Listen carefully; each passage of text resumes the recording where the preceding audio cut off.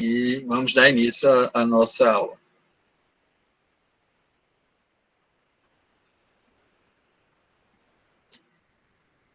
Então,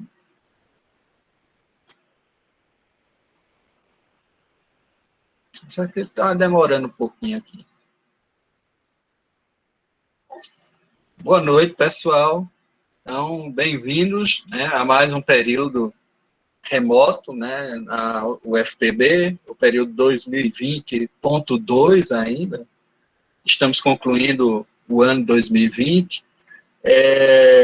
Com muita satisfação que eu recebo vocês, é uma turma grande, uma turma com 65 alunos, mas que temos aqui na sala 53, né, nesse momento.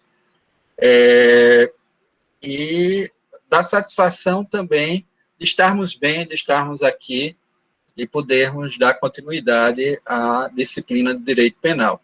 Vejam, no estudo e na análise da parte geral do direito penal, da parte geral do Código Penal, e aqui eu sempre remeto ao início, na propedêutica penal, quando vocês estudam a introdução ao direito penal, vocês sabem que essa parte geral do nosso código é formada por 3 grandes teorias, que vão estruturar todos os elementos normativos necessários à aplicação da norma penal. Quais são essas teorias? A teoria da norma penal, onde a gente vai fazer a análise da lei penal no tempo e no espaço, daí aqueles princípios lá do artigo 4º, princípio da atividade que fixa a norma penal no tempo, né? O da ubiquidade do artigo 6º do Código Penal, que fixa a norma penal no espaço. Então, todos esses elementos que estão ali atrelados e que dão a conformação do conceito de norma penal, da legalidade penal, lá do artigo 1º, que também tem base constitucional, está no artigo 5º da nossa Constituição, vão dar o substrato da norma penal. É a primeira grande teoria estudada na parte geral do Código. A segunda grande teoria estudada na parte geral do Código é a teoria jurídica do crime ou teoria geral do delito. Os elementos constitutivos da conduta delinquente, da conduta desviante, qual a relação de causalidade, quais são os fatores que levam à tipicidade, a presença dos elementos subjetivos do dolo, da culpa, toda essa análise que a gente vai continuar desenvolvendo na estrutura da culpabilidade. Então, iniciamos Direito Penal 2, tratando da estrutura da culpabilidade. E a teoria da pena, que é a última das teorias, onde vamos fazer a classificação das penas, a análise da aplicação da pena, que é uma análise importantíssima, da execução da pena e das causas de extinção da punibilidade.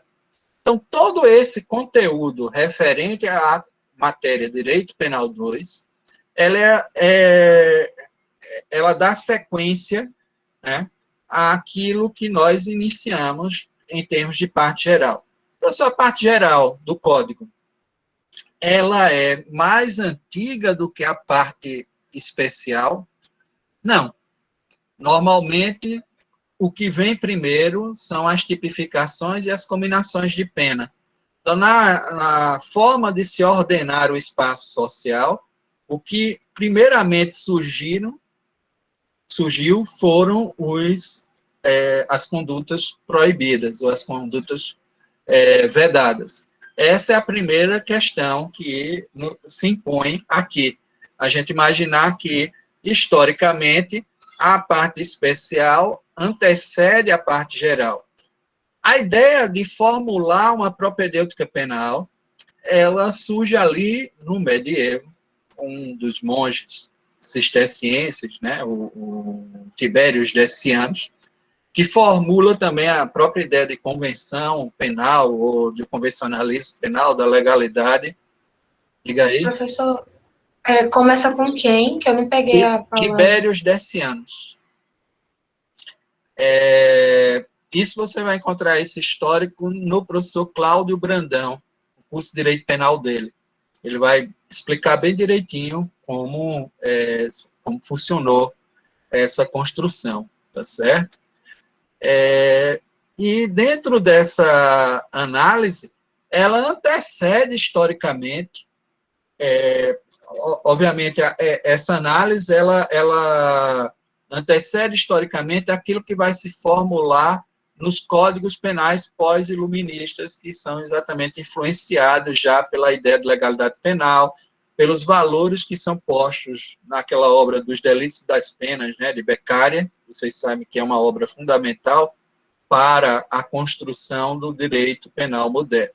É talvez a primeira grande obra de política criminal, onde ele já demonstra uma alteração na forma e na sistemática do funcionamento do direito penal. Ele consegue. Óbvio que também o próprio Beccaria não foi original, né? 100 anos antes, por conta da Revolução Gloriosa, né, inglesa, de 1688, nós já tínhamos ali boa parte daquelas ideias expostas dos delitos e das penas de Beccaria são levadas a cabo, né, pela escola do C. Edvard Coke. E Coke é o grande pensador liberal, iluminista, que vai fundar as bases, inclusive, para o direito penal contemporâneo. Na realidade, a Academia de Epuin, que era formada por Beccaria e os irmãos Verre, elas só vão dar sequência a isso que as ideias liberais inglesas tinham construído para levar aquele Bill of Rights, né, e construir os elementos de um espaço liberal dentro da Inglaterra. Então, a Academia de Epuin, ela traz para o âmbito continental europeu toda essa discussão. Daí a importância, a academia da qual Beccaria participou, ao lado dos irmãos Verre. Os irmãos Verre fazendo um estudo sobre a tortura, onde vão descrever os motivos pelos quais a tortura tinha que ser abolida e não poderia ser praticada, e depois o Beccaria desenvolvendo boa parte das discussões, elencando a legalidade penal e o princípio da humanidade como fatores importantes na construção desse direito penal contemporâneo. Então, foi extremamente relevante essa redescoberta também daquilo que já na Grécia Antiga nós tínhamos do acusatório, da perspectiva da dignidade da pessoa humana, né, do respeito à sua integridade física, à sua integridade moral, como fatores, né, vinculados à dignidade. E tudo isso é uma construção muito recente. Embora já se tentou, como eu disse, o direito penal canônico, ainda que tenha sido sempre baseado na perspectiva das normas proibitivas também, de imediato, ou seja, não tinha uma parte geral, já vinha no livro onde estava disposto, se não me engano, depois vocês deem uma pesquisada, era o livro 5, onde tinha as disposições proibitivas de direito canônico, já vinha com a combinação das penas, ainda que assim estivesse disposto, houve uma proposta de que houvesse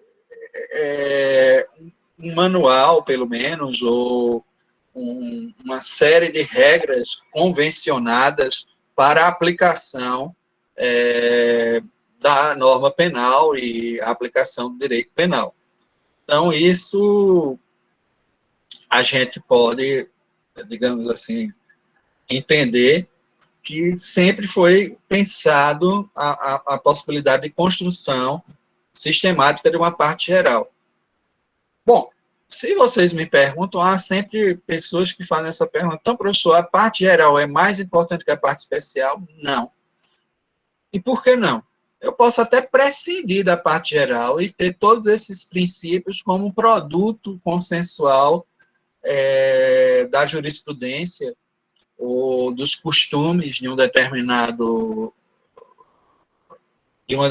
atuação de normas penais, né, num estado, ou num país, ou junto a um povo, e isso não é tão relevante, em princípio. Agora, a parte especial, ela é extremamente relevante, porque ela é que, de fato, delimita o que é a conduta proibitiva e qual a pena que está imposta a ela. É como se no artigo 121 eu começo, matar alguém, pena, reclusão de 6 a 20 anos. Então, eu tenho a norma proibitiva, e aí você diz, mas essa norma não está num conteúdo que não está como no decálogo mosaico, né? Não matarás. Mas aí me lembra sempre as lições do Everato Cunha Luna, que era um jurista paraibano radicado em Pernambuco, foi professor de Direito Penal do Recife, que ele dizia que a norma penal é uma unidade dialética entre preceito e conteúdo. Você entende que algo está proibido pelo tipo de sanção. Você não ganha um prêmio porque você matar alguém. Você ganha uma pena. A sanção, a consequência jurídica dessa norma é uma pena, né? Ela vem estipulada dentro de um limite variável, na forma abstrata, mas é um indicativo de que a norma penal ela é uma norma proibitiva, porque existia aquela perspectiva de que o delinquente não contrariava a ordem jurídica. Ele, na verdade, se adequava à norma, né, esse formato do matar alguém. Era a teoria da norma do Biden, né, que, na realidade, o direito penal era um direito secundário que dava suporte à proteção de determinados bens jurídicos que estavam disponíveis em outras legislações, na legislação civil, administrativa, tributária. Então, haviam consequências que eram dadas pelo direito penal. Mas quem praticava o fato se adequava à norma, não estaria, em tese, contrariando a norma. Isso cai por terra exatamente nessa fala do Everato Cunha Luna, quando ele diz, não, é uma unidade dialética de preceito e conteúdo. Você entende que o conteúdo é um conteúdo proibitivo por conta da consequência, que é a pena. Ela é tão importante, essa consequência, que a gente não compreende esse ramo jurídico pela ideia da conduta. Senão chamaríamos de direito criminal. A gente chama de direito penal porque dá relevância à consequência que é a pena. É a sanção punitiva. Quem pratica um fato típico e antijurídico, e aí a importância que a parte especial tem é de gravar isso, de trazer claramente o que está sendo proibido. E por que isso é importante? Porque é quem realiza o princípio da legalidade penal. Quem, de fato, realiza a legalidade penal é a parte especial. Se você olhar direitinho, se não estiver ali estipulado, como não está estipulado, por exemplo, que o descarte de embriões que não forem utilizados na fertilização in vitro após um determinado tempo programado, não é considerado um crime contra a vida. Não vai estar lá. Vocês podem encontrar o aborto, que é a destruição da vida intrauterina.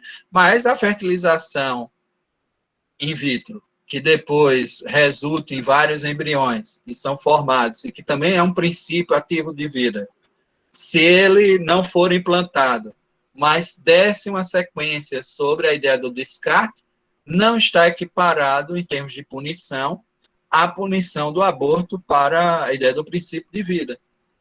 É a perspectiva de que o direito penal é fragmentário. Ele não vai tutelar todos os aspectos que atentam contra a vida humana, mas apenas alguns, que ele selecionou e leva lá, né? Entre os crimes contra a vida, você vai ter o homicídio, o infanticídio, o induzimento de instigação ao suicídio, e você vai ter o aborto, mas você não vai ter esse descarte de embriões. Compreendem isso? Ou seja, e o princípio da vida está lá presente, né? É essa questão, né? Então, em princípio, você não está, você fragmenta essa esfera.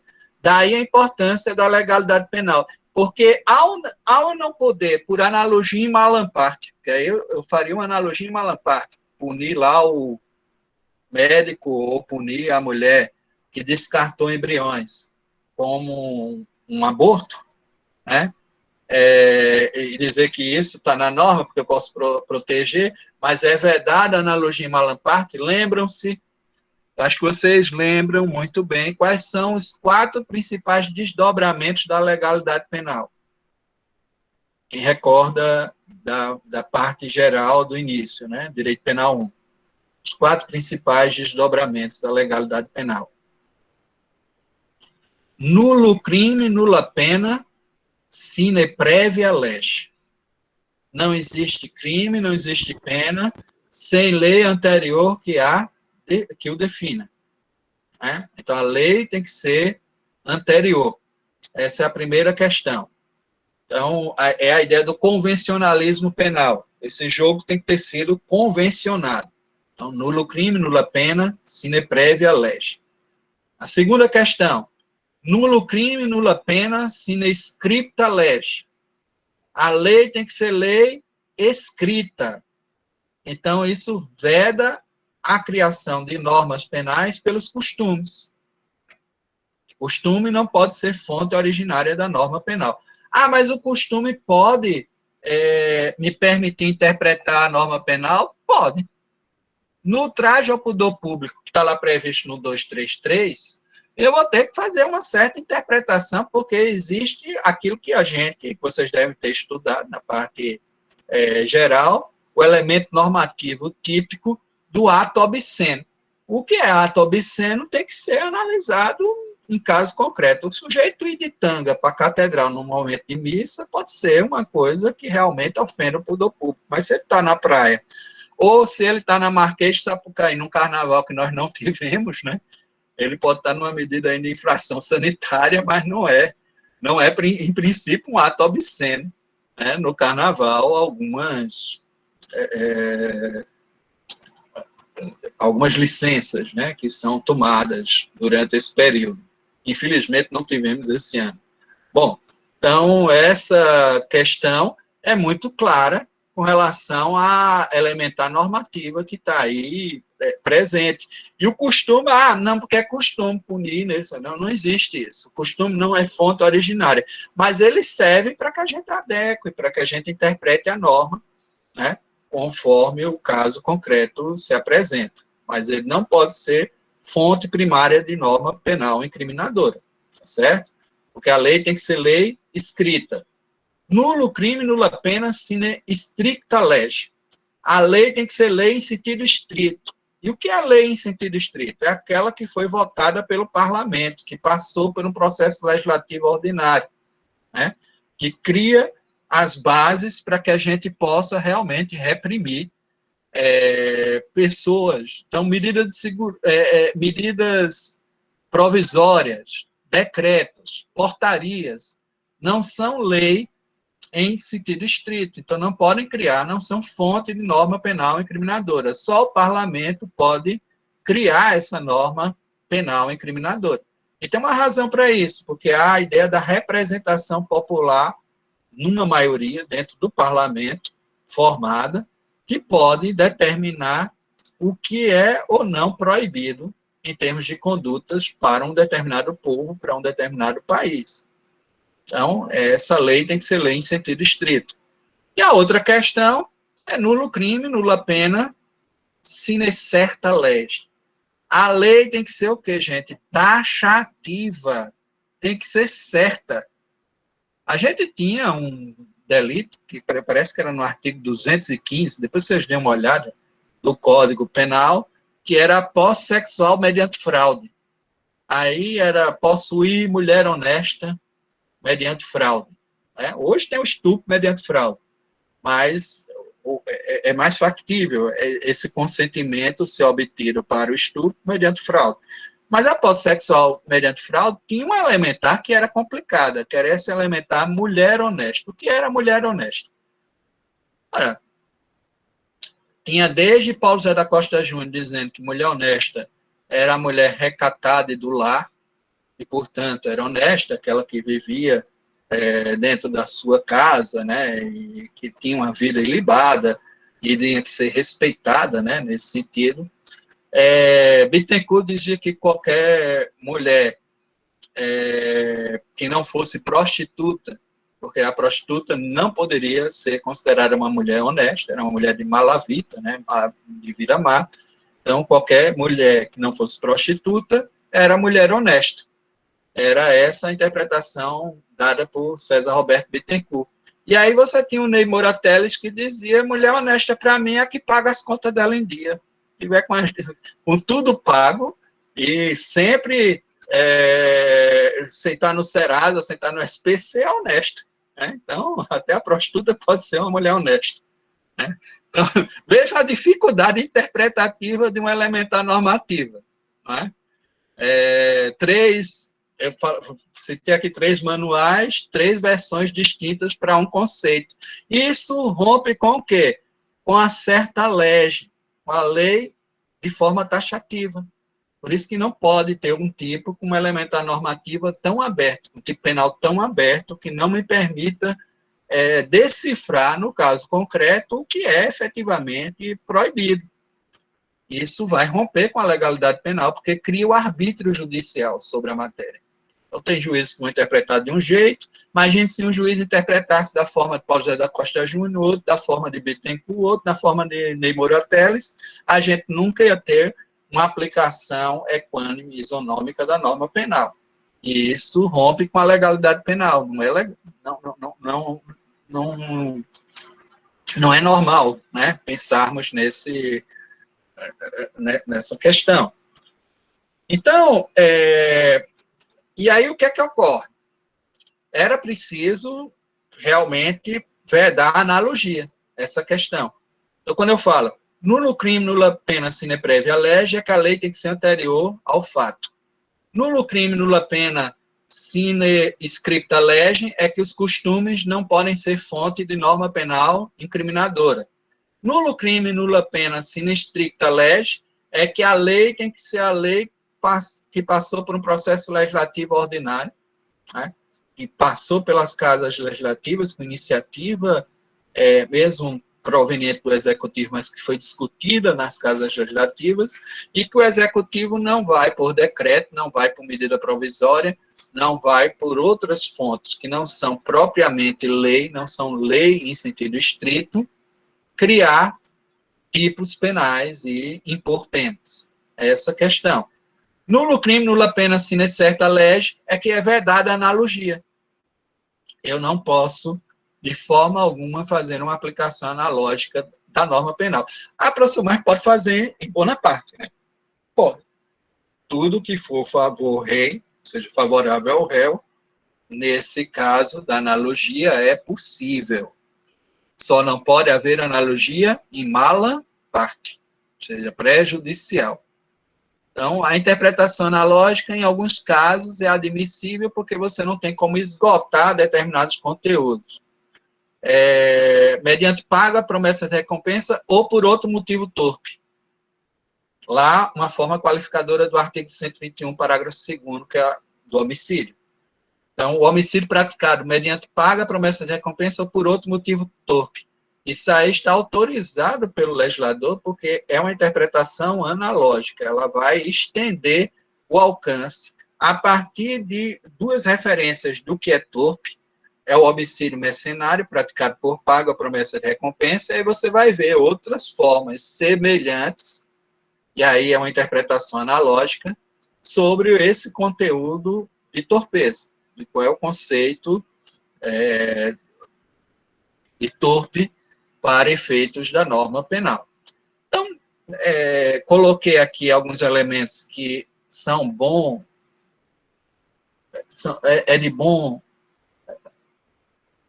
tratamento, né, a gente fazer uma pequena revisão, né, trazer de volta, para que a gente entenda que essa divisão entre parte geral e parte especial, quando eu digo que a parte especial é extremamente importante, ela é relevante para isso que a gente vai construir, é exatamente porque há uma razão para todos esses desdobramentos mais importantes, porque existem outros.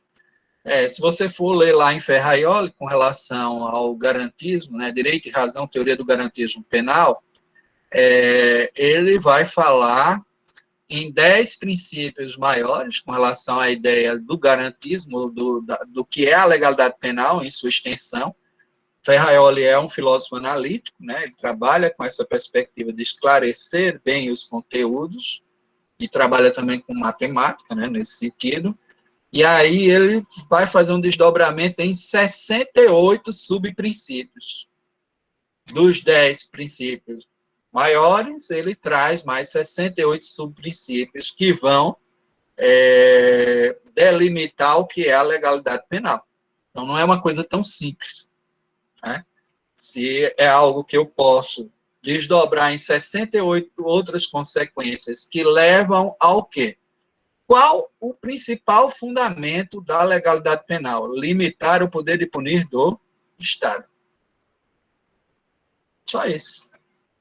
A gente construiu toda essa malha para que o Estado, na hora de reagir diante da prática de um crime, reaja dentro de alguns limites que lhes são impostos. E por que isso? Como disse o próprio Ferraioli, por mais medo que eu tenha dos assassinos, dos ladrões, dos corruptos e tudo mais, o maior evento, ou o maior elemento de instabilidade e de desordem vem da atuação autoritária ou totalitária dos Estados. E até ele diz, se você pegar e fizer uma comparação entre talvez o maior serial killer norte-americano, o que ele matou durante um período extenso, não chega a um volume próximo do que ocorreu com o Estado nazista, quando matou 6 milhões de judeus e depois, numa guerra também, guerras de agressão, matou quase 40 milhões de pessoas na Europa. Então, existe diferença grande entre um tipo de atuação abusiva do Estado, né, e essa questão relacionada ao combate ao crime. Talvez o evento vindo do Estado, o Estado quando se torna um Estado assassino ou criminoso, como foi o caso do Estado nazista, mas não só do Estado nazista, o Estado stalinista soviético também, né, que não tinha limites, e foi exatamente ambos com o rompimento da parte especial, né, pela abertura para analogia, tanto uma reforma da parte geral do Código de 1934, nazismo, colocou assim, são considerados crimes não apenas os que estejam dispostos na parte especial desse Código, como qualquer ação atentatória ao são sentimento do povo germânico. O que é são sentimento do povo germânico? Cabia ao juiz, atrelado muitas vezes à filosofia do nazismo, proferir. Mas isso já havia sido feito na parte geral do Código Penal Soviético de 1922. O Código Penal Soviético de 1922 também tinha rompido com os princípios liberais do direito penal, quando colocou assim, consideram-se crimes não apenas os que estejam, ou as condutas descritas na parte especial desse código, mas todas as ações atentatórias à sociedade socialista soviética. Olha, o que seria atentatório à sociedade socialista soviética é ser decidido num comitê de camaradas que acabavam, muitas vezes, servindo para perseguir ideologicamente pessoas, principalmente liberais, né, pessoas que pensassem de maneira diversa daquela que estava sendo imposta ali no totalitarismo soviético. Então, estou aqui colocando para vocês essas dimensões que estão presentes em códigos autoritários ou códigos totalitários. E o direito penal tem um compromisso realmente com o liberalismo político, com as ideias liberais, que envolvem exatamente uma limitação ao poder do Estado, impor limites. Não se impõe limites ao poder do Estado apenas pela norma penal. Vocês sabem que há limites ao poder de tributar. Isso tudo faz parte desse pacto liberal político que vai se construindo a partir das revoluções liberais do século XVII na Inglaterra e do século XVIII na França, né? E a independência americana também, que a gente não pode esquecer, que foi extremamente importante para consolidar isso no Ocidente, pelo menos no Ocidente. Então, vi aí que o Marcelo perguntou, não, eu não vou passar slides, principalmente hoje, e tem slides disponibilizados lá no SIGA, né, para diversas das aulas, né? Então, vocês podem também fazer esse acompanhamento pelo SIGA. Gente, então, fiz essa construção para dizer a vocês que quando, não só a doutrina, mas a gente constrói uma parte geral com essas três grandes teorias, a teoria da norma penal, a teoria jurídica do crime, a teoria geral do delito e a teoria da pena, e quando, na teoria geral do delito, eu tenho que analisar três elementos principais. Poderiam até existir outros, existem autores que incluem outros elementos. Existe uma teorias quadridimensionais ou pentadimensionais no conceito de crime, né? Mas, sobretudo, a teoria tridimensional que vem sendo adotada, né, desde o neoclassicismo, é exatamente de que o crime é o fato típico, antijurídico e culpável. Então, integram os elementos do tipo do crime, como a antijuridicidade, a tipicidade e a culpabilidade. Tipicidade, antijuridicidade e culpabilidade. Então, vou fazer sempre esse tipo de análise. E quando eu observo que é preciso se realizar esses elementos para que eu comine uma pena, há autores também que dizem que, na realidade, pós-finalismo, como houve um deslocamento do dolo e da culpa, da culpabilidade para o tipo penal, né, a culpabilidade ela perdeu o caráter de elemento constitutivo do crime e passou a ser um mero pressuposto ou fundamento da pena. Mas dizer isso também diz muito pouco, porque se um fato não é típico, eu não tenho como combinar pena. Se não há uma relação de contrariedade entre a conduta e o ordenamento jurídico, que eu chamo de antijuridicidade, eu não tenho como combinar a pena. Então, tanto a tipicidade como a antijuridicidade são pressupostos de uma pena. A pena é uma consequência da união desses três elementos numa conduta. Que a conduta seja típica, que ela contrarie sem qualquer justificativa o ordenamento jurídico e que o autor dela seja reprovado, ou seja passível de reprovação, que é isso que significa culpabilidade, a reprovação do autor do fato típico e antijurídico. É isso que inclui-se dentro de um conceito maior de injusto penal. Há sempre aqueles que dizem, mas e o inimputável, ele praticou ou não um injusto? É óbvio que praticou, mas eu absolvo, é a chamada absolvição imprópria. Eu absolvo a prática criminal para impor uma medida de segurança. É uma absolvição imprópria porque se impõe uma sanção. As consequências jurídicas da prática criminal, quais são? As penas ou as medidas de segurança.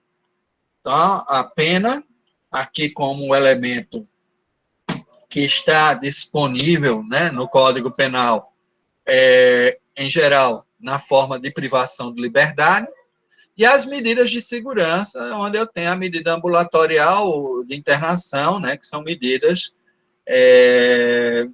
que estão disponíveis também no Código Penal, mas que são consequências jurídicas da prática do ilícito penal. Mas não necessariamente eu vou classificar qualquer injusto como crime. Para haver o crime, parece claro que tem que haver a reprovação do autor do fato. E ele, sendo reprovado, a ele ser imposta a pena. Né? A pena está ali, dentro dessa perspectiva. Professor, mas e o adolescente pratica o quê? Ato infracional. É até o nome, né? No Estatuto da Criança e Adolescente, é óbvio que os atos infracionais são aqueles que estão previstos como crimes. É um ilícito. é algo que contraria também o ordenamento jurídico, mas não é propriamente crime. Tanto que o Estatuto da Criança e do Adolescente, a Lei 8.069, de 1990, prevê isso claramente, né? Ele chama de ato infracional. Tanto que tem um procedimento próprio de apuração do ato infracional, certo? Então, essa questão que a gente precisa pontuar.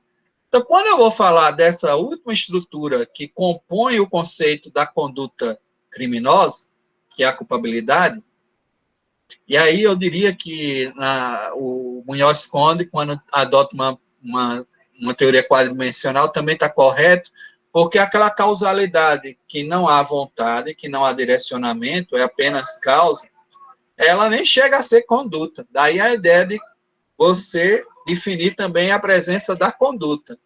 E isso vem num fato anterior, na perspectiva da relação causal. O que foi aquilo? Foi sobre hipnose, sonambulismo? Se não há vontade, como é que eu vou classificar como uma conduta? Porque a conduta até o verbo condure, né, do latim, vem da ideia de dirigir-se, é sair de um ponto e chegar a outro. É ação. Conduta é ação. Né? Então, é importantíssimo para que a gente entenda. E a ação só existe onde há vontade. Movimentos reflexos, repetitivos, isso aí não pode se falar, né? Nessa presença da vontade em algumas ocasiões. Né? Psicologicamente, a gente não tem como tratar disso. Bom, então, veja só, na estrutura da culpabilidade, nós vamos encontrar diversas teorias que tentaram analisar esse conceito de culpabilidade ao longo dos anos. Eu diria que há uma forte influência cristã, né? Ou seja, a ideia de culpa, como hoje a gente compreende, eu acho que está presente até na memória lá das confissões de Agostinho, a perspectiva da penitência, da culpa, e isso é muito forte. Mas também foi sendo construído ao longo dos tempos. Anselmo da Cantuária teve uma discussão muito grande com Guilherme da Normandia, com William, né?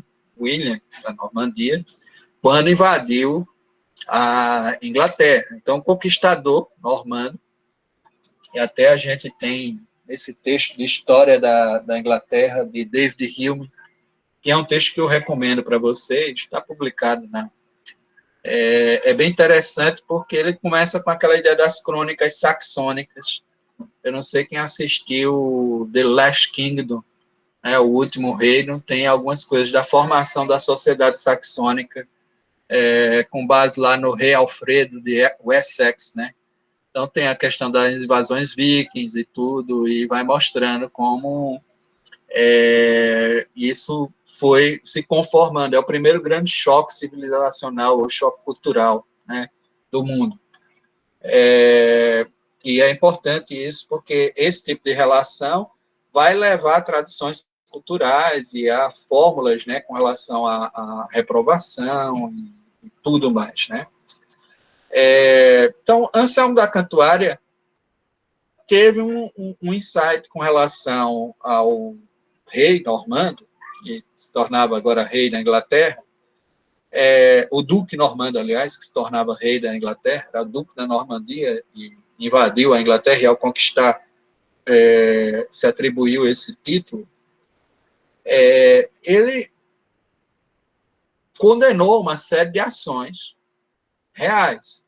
E o rei colocava: como alguém pode me condenar se é uma outra pessoa, se é um outro sujeito que está em igual patamar na miséria humana, né, comigo, né? Então, eu não sei. E até dizia o seguinte: ele era mais fundo, aí ia mais fundo o rei, porque dizia que se Cristo havia morrido por nós e libertado o homem de todo o seu pecado, Então, não existiam mais pecados, tudo estaria factível ao homem, né? Era uma coisa assim que ele quis dizer para o Anselmo da Cantuária. E Anselmo diz, olha, todos os homens realmente estão na mesma tragédia, na mesma miséria. Mas Cristo também falou a alguns homens, na sua profecia, que o que ligares na terra será ligado nos céus, e o que desligarem na terra será desligado nos céus. Então, há homens que devem reprovar outros para que a gente possa ajustar essas condutas e, ajustando, a gente alcance realmente essa restauração no meio social, essa composição. Então, aí vai se construindo os fundamentos da reprovação dos autores de condutas. E veja como tem um vínculo muito cristão, né? É uma discussão que passa pelo cristianismo, pela cristianização da Europa, e uma discussão onde o Anselmo da Cantuária se torna, talvez, o pai da culpabilidade. Da ideia de que é possível reprovar, sim, o autor da prática criminal, e é necessário, isso faz parte da composição da sociedade, porque com essa reprovação você restaura. Professor, uma pergunta. Então, houve essa distinção primeiro da influência cristã, porque quem reprovava era, no caso, Deus. Aí depois foi surgindo como opção a reprovação por outros homens?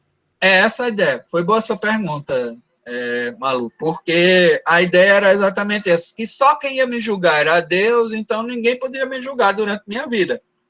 Só que era possível fazer um ajuste aqui, a gente ajustar as contas aqui, de maneira que o Anselmo disse que tinha que haver isso, que alguém tinha que reprovar outro, né? Acho que agora fica mais claro, né? De que outros homens precisam exercer esse papel, não que eles sejam melhores do que ninguém, mas eles têm que exercer esse papel para que a comunidade se restaure, para que as coisas funcionem, né? A gente tem que condenar o que está errado e reprovar os autores, né? Então, isso fazia parte dessa análise que o Anselmo da Cantuária trouxe, né, dentro da sua, do seu ministério, né? Bom, e isso ficou no imaginário, tanto que a Inquisição, ela já era uma evolução das coisas, porque ela buscava subjetivamente a culpa, ou a presença da culpa, né, no autor do fato. A gente entende ela sempre como um processo arcaico, retrógrado, mas o que era arcaico e retrógrado era, no direito territorial, os ordalhos. Porque na Inquisição você instala uma investigação onde você vai ter confissão, você vai ter testemunha, você vai ter provas que têm que ser juntadas para se levar à cognição de um sujeito e avaliar a culpa. A questão é que concentrava os papéis. Qual é o grande mal aí? É que o inquisidor ele estava no papel de acusador, julgador e defensor. Então, era tudo concentrado, né? Sobretudo quando ele conduzia o processo do auto. Então, geralmente, ele estava propenso a se contaminar com as provas que ele próprio produzia, né, na sequência. Fora que era permitida a tortura, né, era permitida uma série de coisas, mas já era algo contrário às chamadas provas divinas, ou provas sobrenaturais. Imagina o cara passar por brasa ardente e não se queimar, ou então se jogar com um peso num lago e não se afogar. Esse tipo de prova divina, prova ordálica, foi superada, né, pela ideia, e a igreja, ao lançar isso, tenta superar essa análise que era muito presente no direito territorial, principalmente nos pagões do norte, né, em tribos germânicas e eslavas, essa perspectiva das ordalhas. E aí se instala um processo para se averiguar a culpa. Então, estava presente, desde a perspectiva inquisitorial, a análise de culpa também do sujeito, né? O sujeito vai... É a ele que eu atribuo a responsabilidade pelo fato, porque ele tem culpa, ele é culpado. Ele confessou. Aí também tem a confissão, por isso que tinha a tortura, né? Porque a confissão era a rainha das provas. Essa ideia de que hoje as provas não têm uma ordenação, no sentido de que elas, graus, né, entre provas diversas, é exatamente para se evitar esse tipo de situação, onde uma prova prevalecia sobre as demais, e aí a confissão, rainha das provas, serviria para a condenação do sujeito. E aí, para facilitar, busca-se logo a confissão. Lembra sempre aquela ideia do teste da polícia, né? Bota-se um coelho numa floresta e se colocam, vamos ver qual é a polícia mais eficiente para trás desse coelho, né? Então, o coelho é solto na floresta, e aí chama o FBI se serve lá de produtos químicos, identifica a urina do coelho, depois de 40 minutos, traz o coelho, porque conseguiu seguir o rastro da urina, dos pelos e tal, e decifrou onde estava o coelho. Aí a Scotland Yard também vai para o meio da floresta, usa satélite, vê onde é que o coelho está se movimentando, depois de 30 minutos traz o coelho. Aí vai a polícia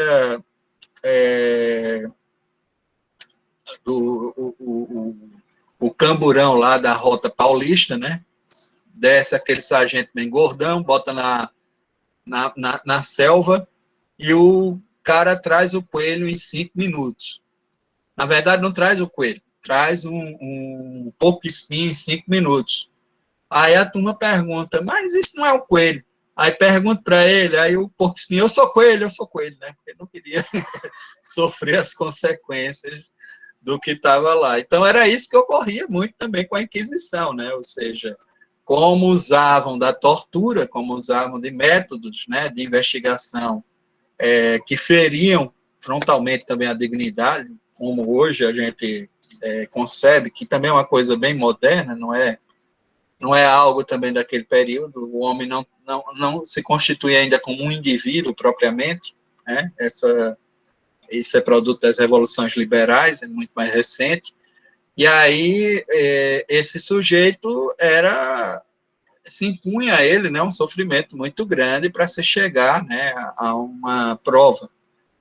E, portanto, a culpa, mas é porque se buscava a culpa. Já é uma coisa que a culpa estava presente nesse imaginário, ou seja, eu não posso reprovar mais sem culpa. Mesmo na Inquisição, estava presente isso, ou seja, para que o juiz, o julgador, se eximisse de um julgamento mal feito, de uma imposição de uma pena imerecida, ele precisava da culpa. E aí ele tinha que provar. Ele tinha que provar essa culpa. A culpa era produto do... Isso está até como um princípio, nulla culpa sine judicio. Não há culpa sem processo. Agora, é nulla judicio sine accusatione, nulla accusatione sine contradicione. Ou seja, tem defesa. É preciso que haja defesa, é preciso que haja processo. O que existia na Inquisição, que trazia um transtorno, não era essa busca da culpa, nem a perspectiva de se investigar por intermédio de provas que levassem a observar essa reprovação. Era um processo onde havia uma concentração do papel de defesa e de julgamento e acusação numa única pessoa, o inquisidor, né? Então, ele juntava esses papéis, que hoje são papéis num acusatório normal, comum, separados, né? Você vai ter o papel do defensor, do acusador e do juiz. Eles não podem estar conjugados para que a gente não tenha os problemas, né, que têm sido revelados até em operações recentes, né? Não é uma coisa só da Inquisição. Quando o juiz se confunde com o promotor, né, a confusão é grande. Né? Então, é essa questão. A imparcialidade é exatamente isso, está distante dessas partes que estão no processo. é uma exigência que surge posteriormente. Mas já havia essa preocupação com a culpa. Onde eu quero chegar com isso? E foi se evoluindo, né, sobre o vínculo da culpa, dando uma noção de que esse vínculo era, sobretudo, psicológico. Então, a pessoa estava psicologicamente vinculada à produção daquele fato típico criminal, e aí a culpabilidade, nesse primeiro momento, que é no momento clássico, defendida por Liz Belling, quando você consegue fazer essa estrutura da culpabilidade, era uma estrutura de viés subjetivo, né? Tem uma importância, porque com essa construção que Liz Belling, no sistema clássico, trouxe para a culpabilidade, a responsabilidade objetiva foi afastada. A responsabilidade passou a ser apenas uma responsabilidade subjetiva. Então, a responsabilidade objetiva foi afastada do campo penal. O campo penal, ele não admite a responsabilidade objetiva. As responsabilidades têm que ser subjetivas. E essa construção da escola clássica determinou que a presença do dolo e da culpa tem que ser provada, né? Agora, a culpabilidade era vista já como dolo e culpa. Dolo e culpa presentes eram a própria, confundia-se com a própria culpabilidade. Era uma teoria subjetivista da culpabilidade, uma teoria psicológica da culpabilidade. Então, essa é a primeira grande teoria da culpabilidade, teoria psicológica da culpabilidade. A culpabilidade já é o dolo e a culpa. Estando presentes o dolo e a culpa, existe a reprovabilidade do autor. Mas aí existe uma série de problemas. Depois eu coloco para vocês. Essa ação, nessa atuação, como se reprovar autores que talvez até não tenham uma consciência normativa plena daquilo que estão atuando, e, portanto, não se sentem vinculados psicologicamente, que pode ocorrer também. E há crimes que nós chamamos de crimes funcionais, ou que estão dentro de uma margem. Por exemplo, quem integra uma organização criminosa, geralmente não faz isso com sentimento de culpa.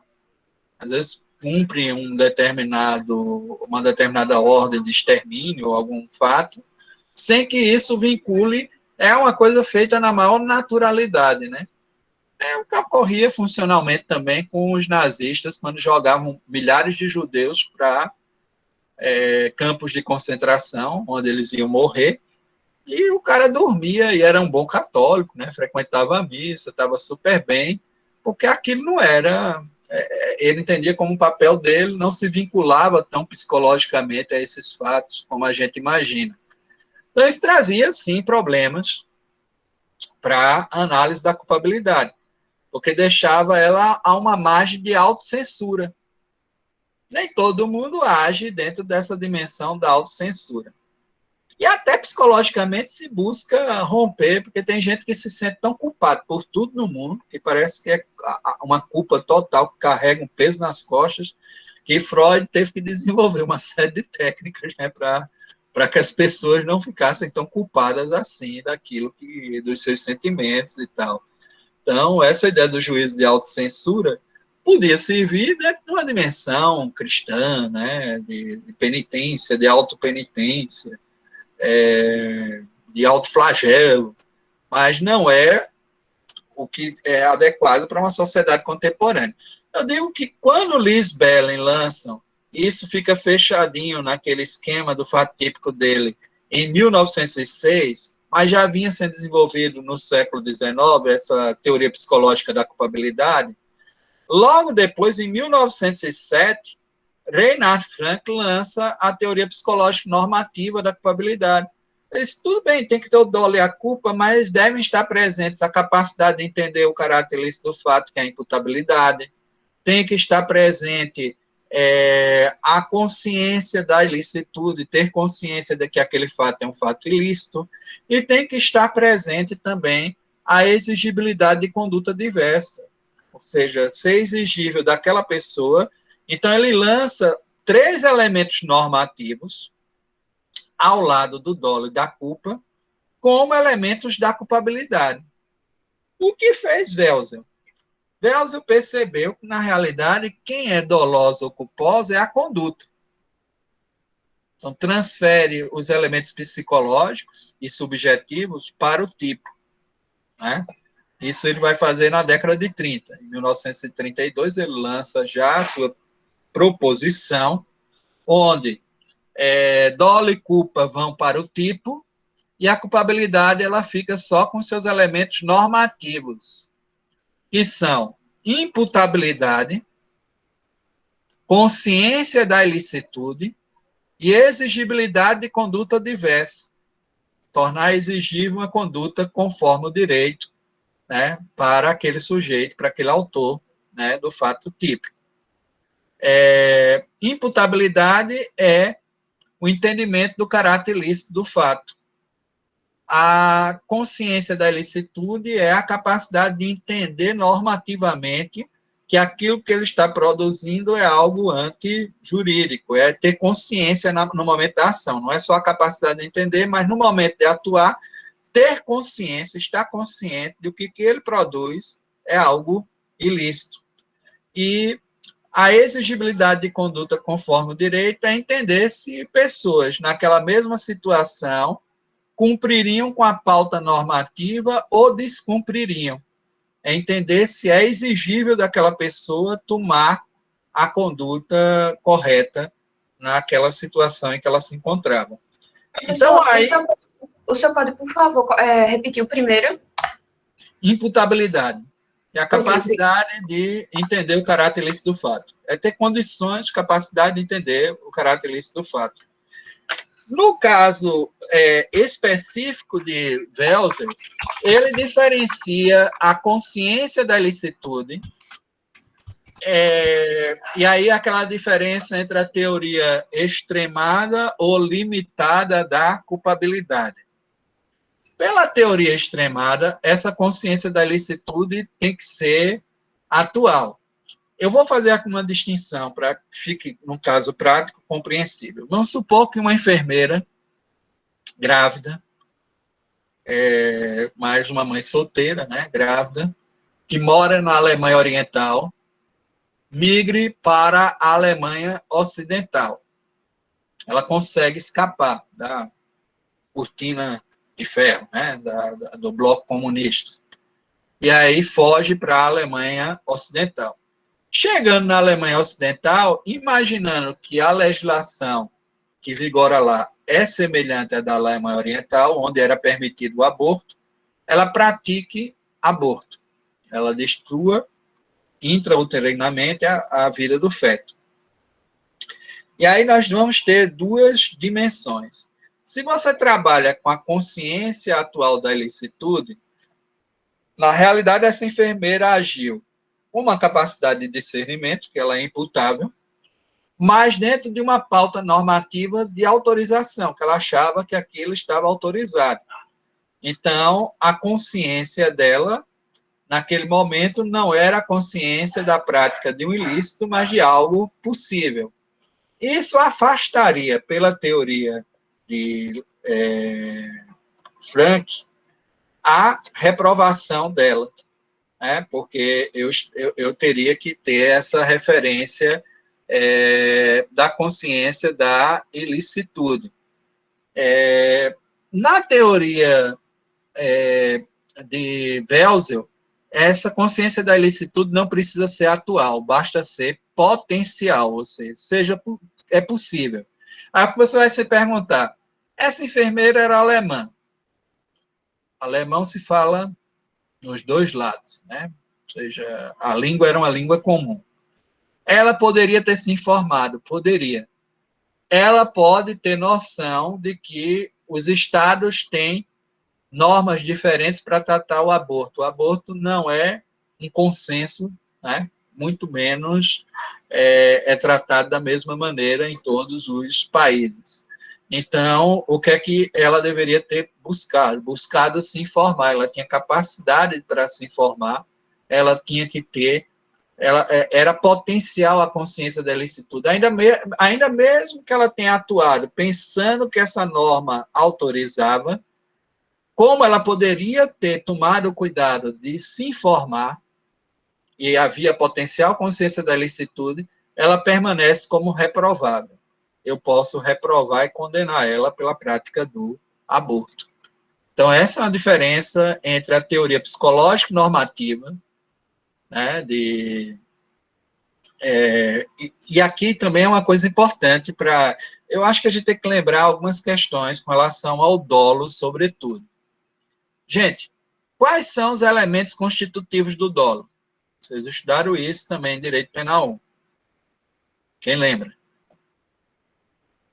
Os elementos constitutivos do dolo.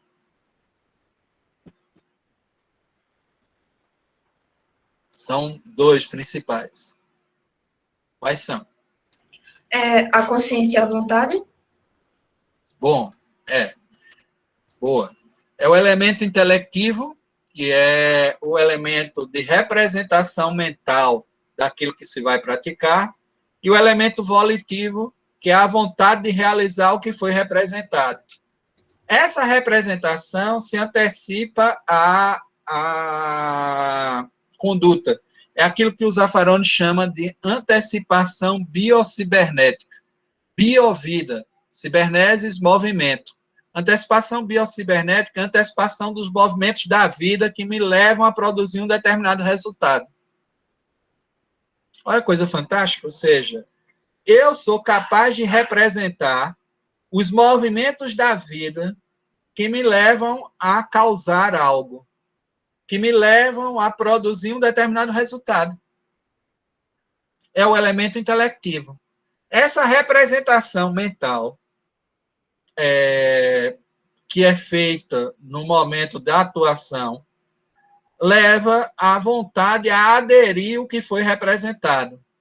Só que essa representação, como Welser construiu, ele também cindiu o dolo. Por que ele cindiu o dolo? Porque no momento intelectivo, eu não só represento os movimentos da vida, os movimentos de causação de um resultado. Eu represento igualmente o conteúdo normativo, o conteúdo cultural daquela minha conduta. Aí o que é que ocorreu? Essa parte da representação mental que antecede a prática da conduta foi colocada na estrutura da culpabilidade sobre o conceito de consciência da ilicitude. É a potencial consciência da ilicitude. E se você olhar direitinho, ela estaria no dolo. É por isso que Klaus Roxen, ele diz que há uma dupla localização do dolo a partir do finalismo.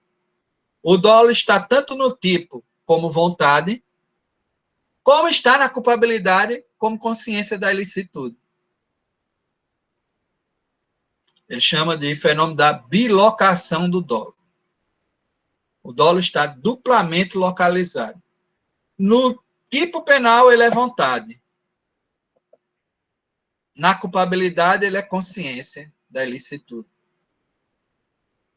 Então, essa perspectiva da dupla localização do dolo. É muito bom a gente recuperar isso e entender esses elementos, porque quando o dolo foi passado para o tipo, só foi passada a parte referente à parte psicológica do dolo, ou seja, o dolo geral, ou dolo anímico, ou dolo psíquico. O elemento normativo que está presente também na nossa ação, como ação humana, porque é uma ação dentro de um mundo cultural, e, portanto, levando em consideração o valor, levando em consideração o conteúdo normativo daquilo que eu produzo, ela continua na estrutura da culpabilidade como consciência da ilicitude. É muito importante a gente recobrar, né, essas categorias e voltar, né, um pouco para fazer essa análise. Porque é óbvio que não há pena sem prova da culpa.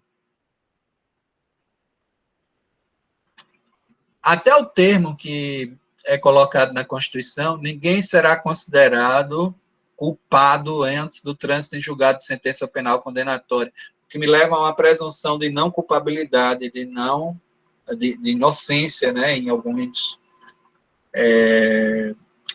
e de forma bem prolongada, né, essa ideia de que a culpa tem que ser produto do processo, a culpa tem que fazer essa análise, mas há uma questão muito boa que é trazida por essa reorganização da estrutura da culpabilidade pelo finalismo, que é a ideia de que não é mais também uma autocensura de natureza psicológica.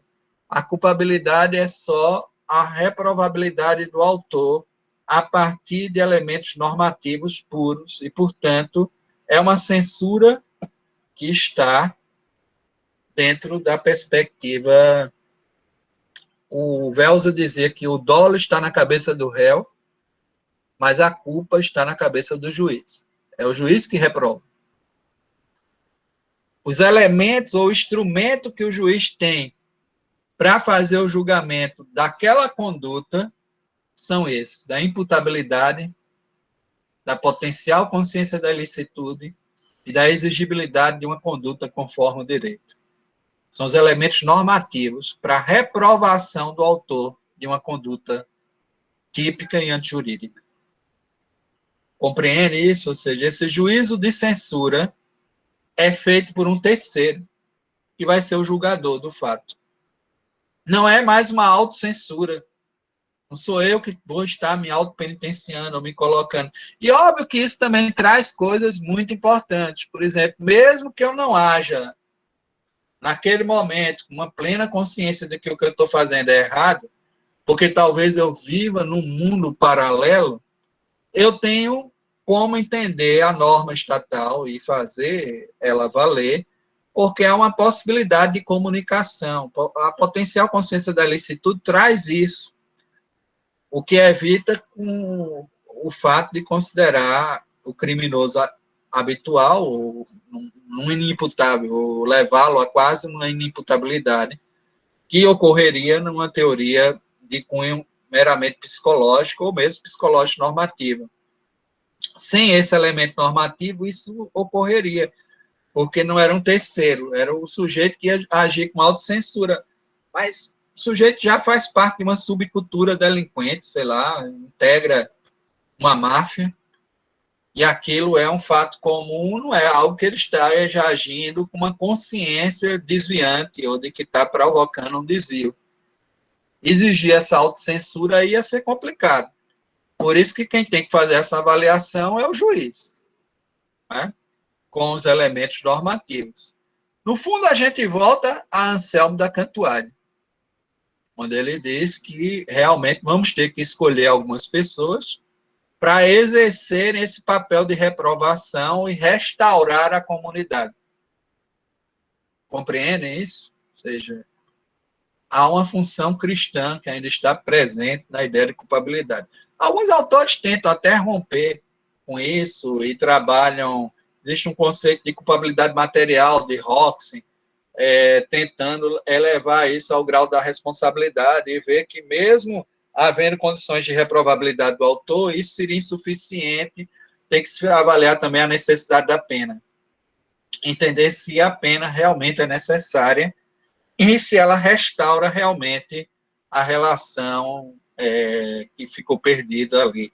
Então, essa proposição trazida por Klaus Roxen de elevar o conceito de culpabilidade para o de responsabilidade, manter esses seus elementos, porque são importantes para a análise, inclusive subjetiva, para que essa responsabilidade penal seja subjetiva, mas dentro de um subjetivismo também material, não adianta estar aplicando pena onde ela não se fizer necessário, ainda que estejam presentes esses outros elementos.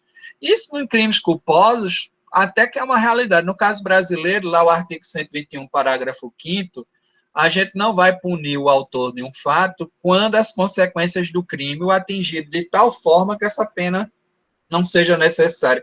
A mãe que, por dirigir embriagada e, portanto, ela é culpada e culpável, né, em relação a esse fato, bate no carro e mata o filho, mata o próprio filho que estava ao lado dela. Olha, como é que eu vou punir esse homicídio culposo numa situação como essa? Essa pena não se torna necessária. O parágrafo 5º lá do artigo 121 meio que adota um elemento de culpabilidade material, onde, se a pena não é necessária, ela não deve ser posta. Já houve pena, naturalmente, do fato. Essa mãe vai ficar eternamente constrangida ou culpada pela prática do crime, pelo fato de ter matado o filho numa situação como essa. Existem outras questões, que são colocadas, uma visão mais funcional de Jacobs com relação à culpabilidade, onde essa aplicação da pena pode prescindir, às vezes, até da própria consciência, e na perspectiva da inimputabilidade, quando não se comprovar que a medida de segurança é efetiva e ela é capaz de restaurar, aplique-se mesmo assim a pena, para que a sociedade tenha a eficácia da norma, confie na eficácia da norma. Alguns autores dizem que, com isso, ele rompe com a responsabilidade subjetiva, porque se alguém é inimputável, se aplica a medida de segurança. Mas se ele diz que se a medida de segurança não se revela apta a um tratamento, deve-se aplicar, então, a pena, restaurando, sobretudo, a norma. A pena se torna uma necessidade para que a comunidade sinta que a norma foi aplicada. Essa é uma visão funcional da culpabilidade. E ela restaura uma responsabilidade penal objetiva. Portanto, ela é rechaçada pela maior parte dos penalistas e pelo próprio Klaus Hoxe, que, apesar de adotar uma versão material, adota sobre alguns limites, que é exatamente esse da presença dos elementos normativos, em princípio, para depois se discutir a necessidade da pena. Bom, alguma outra questão? Vocês têm alguma questão para colocar? Dúvidas? Nenhum, professor. Bom, então, nessa análise, a gente acabou vendo as 3 principais teorias que constroem, que chega-se ao conceito de culpabilidade que nós temos hoje, que é vinculado ao finalismo, que é a teoria normativa pura da culpabilidade. A culpabilidade é formada pela ideia de imputabilidade, de potencial consciência da licitude, de exigibilidade de conduta diversa. Sim, a perspectiva, qual é a diferença entre uma teoria extrema e a teoria limitada da culpabilidade? É que na teoria extrema da culpabilidade, nós diferenciamos o erro de tipo por discriminantes, as discriminantes putativas por erro de tipo das discriminantes putativas por erro de proibição. E é isso que nós fazemos no contexto brasileiro. Na teoria limitada da culpabilidade, toda discriminante putativa será por erro de proibição. Então, essa é a questão que está posta. No caso brasileiro, nós diferenciamos a discriminante putativa do erro de tipo, que está lá no artigo 20, parágrafo 1º do Código Penal, da discriminante putativa por erro de proibição. Por exemplo, há uma diferença, sim, entre o sujeito reagir a um assalto imaginário, uma noite escura, onde ele vê alguém se aproximando, ele efetua disparos contra essa pessoa, imaginando que vai ser assaltado, do sujeito que acha que tem o direito de, depois de prender o ladrão, dar nele uma lapada, bater nele e tal. Aí é a diferença entre uma discriminante putativa. Ele está autorizado a não só prender o ladrão, como deixar ele amarrado num poste e bater e estender, e ele acha que isso faz parte da reação legítima, para aquilo que ele sofreu. Então, essa a primeira é uma discriminante putativa por erro de tipo. E, nesse caso, não se exclui o dolo, porque vocês estudaram que esse tipo de erro, do erro de tipo permissivo, é uma modalidade híbrida. Normalmente, o erro de tipo exclui o dolo. Você responde pelo fato culposo se houver, né, previsibilidade do fato culposo. Esse é o erro de tipo essencial. O erro de tipo na discriminante putativa, ele não vai excluir o dolo, mas ele vai levar o sujeito a responder pela forma culposa se estiver presente os elementos da culpa, né? E por que não excluir o dolo? Porque seria estranho excluir o ânimos defendente, porque se não houver o dolo, a intenção de se defender, foi porque ele queria matar mesmo, ou ele queria lesionar e etc. Né? No parágrafo 1º do artigo 20. No artigo 21, aí você não está tratando mais, o dolo está presente, a pessoa quer fazer aquilo mesmo, mas ela imagina que está autorizada por alguma norma que permite a ele, né? É um erro de proibição indireto, que é um erro de permissão. Ele se acha autorizado a fazer isso, né? Ele imagina, por exemplo, que os exemplos mais toscos, né, que colocam lá no livro lá do Damasio, que a turma repete, aquela ideia de que numa briga de casal, o sujeito imagina que pode socar a sogra porque ela está se intrometendo na briga entre eles, né? Ele vai e bate na sogra. E acha que isso lhe está autorizado porque ela estava intervindo em assuntos particulares. Óbvio que isso não está autorizado. Pode ser considerado um erro de proibição indireta. Se isso vai reduzir a pena ou não, eu não sei, né? Mas a única coisa que vai ocorrer aí é a possibilidade da redução da pena.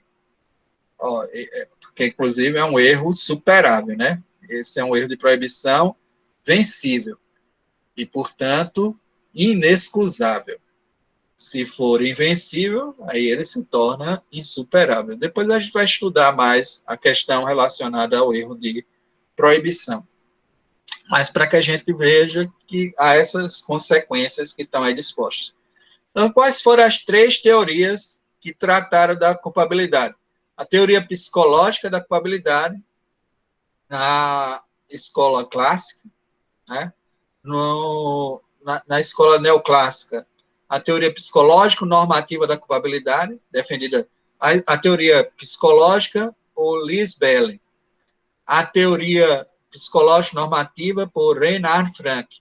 Mas Frank é quem instala também os elementos normativos da culpabilidade, que são os mesmos adotados por Wells, só com a única diferença em que, para Frank, a consciência da ilicitude era atual, essa diferença entre a teoria extremada e a teoria limitada da culpabilidade. E para Wells, basta ser potencial, ser possível. Perspectiva da teoria normativa pura, onde os elementos que servem para a reprovação do autor do fato são só de caráter normativo. Imputabilidade, potencial consciência da ilicitude, exigibilidade de conduta conforme o direito. Bom, com isso a gente fez um pouquinho uma revisão lá do Direito Penal 1 e demos continuidade ao curso, né, para que a gente possa acompanhar da melhor forma possível. Agora, sempre se atualize também desses elementos constitutivos do dolo. O elemento intelectivo, que é a representação mental, que é essa ideia da antecipação biocibernética, que é isso que permite a ideia também da finalidade. Quando une para o volitivo, é querer realizar o que foi representado. O volitivo é querer realizar o que foi representado. Então, os elementos intelectivo e volitivo do dolo, que são fundamentais para que a gente compreenda esse fenômeno da conduta criminosa, da conduta típica, tá bom? Por fim, alguma questão? Não. Podemos encerrar por aqui, vocês vão ter aula. Segunda, nossa aula será às 20h40. Aí eu prefiro estar mandando lá dentro. Era bom se a gente conseguisse daqui para a segunda, que todos os que estão inscritos participem lá do grupo de WhatsApp, para eu começar a mandar os links dentro do grupo, para evitar aquelas confusões que eu coloquei lá para vocês, né? De ter invasão, de ter... Tá certo? Assim que ela ficar disponível, eu também coloco essa aula de hoje lá para vocês acompanharem. E tem a aula do período passado, que está disponível no Siga A, vocês podem assistir por lá, tá certo?